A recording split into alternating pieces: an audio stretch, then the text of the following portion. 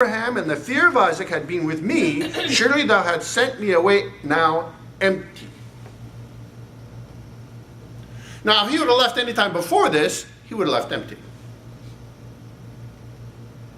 He would have had to sneak out of town with nothing. But when God said it's time to leave, he wasn't going out empty-handed. Just like when Israel left Egypt, they did not go out empty-handed. And the situation here is, because he waited, he went out with what he was supposed to go. Because he waited on God's timing and not his own. Because today, at the first whiff of something that doesn't look nice, people just bail.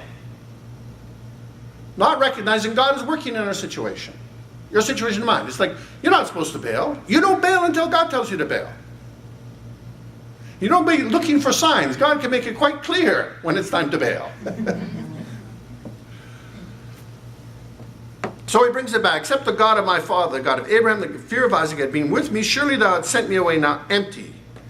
God hath seen mine affliction and the labor of my hands, and rebuked thee yesternight. Now, are you going to depend on your ability to wangle a deal? Are you going to depend on your ability to run from the situation? Or to get your retribution? Or are you going to wait on God? He waited 20 years. But he got his full reward. He walked out with his head held high. And he was able to set the record straight with his father-in-law. He could have stood up to his father-in-law before that. It wasn't time. It wasn't time. But at this point, it was time. How do we know that? Because God set it up. He didn't go make it happen. God said, okay, now you need to set the record straight. And his father-in-law went home with his tail between his legs. You don't have to stand up for your rights. I'm going to repeat that. You don't have to stand up for your rights. You just have to get closer to God. When you get closer to God, God will make sure he's got your back instead of you.